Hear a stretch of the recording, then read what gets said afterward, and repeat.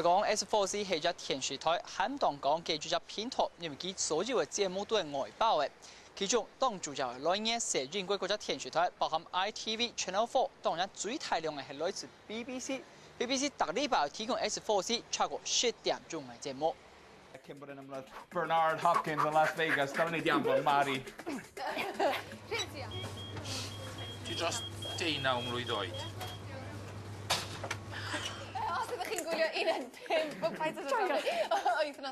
We discharge through producing news programmes, we produce current affairs programmes, we produce factual programmes, we produce a daily soap opera called Pobl y Cwm.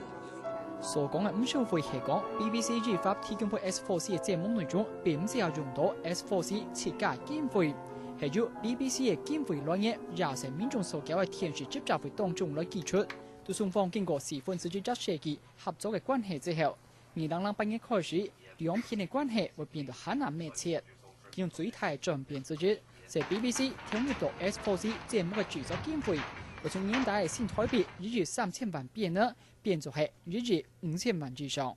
This new strategic partnership allows is for S4C to decide with more decision making as to what type of programming is more suited to the channel.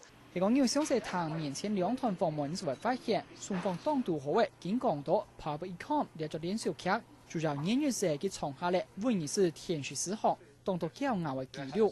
唔單止係最聰明嘅節目，同時就係最多人收看嘅連續劇。Pobl y Cwm heno. Gadael i'r holl ymarfer 'na fynd yn ofer. Mae dod o fod rhywbeth allu wneud. Mae hen amser ni ysgrifennu. Diolch Darren. 意大利所在地方是威尼斯最風嘅連續劇 Pobl y Cwm 嘅碰入嘅地點，大家都係看到呢個建築是大家都劇組所看到嘅樣嘅。呢出連續劇到呢個位置已經拍咗超過32年，也是講超過日本嘅威尼斯人全部都看過呢出連續劇。根據日本2007年針對威尼斯所做嘅統計報告顯示 ，S4C 嘅選材至少提供了2250隻以上嘅外部工作機會，創造了8700萬英鎊，也是新台幣52億以上嘅附加產出。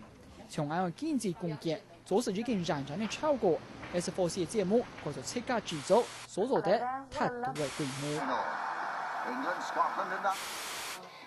下個新聞風站在7月份向前年，最近歸威尼斯嘅採訪報道。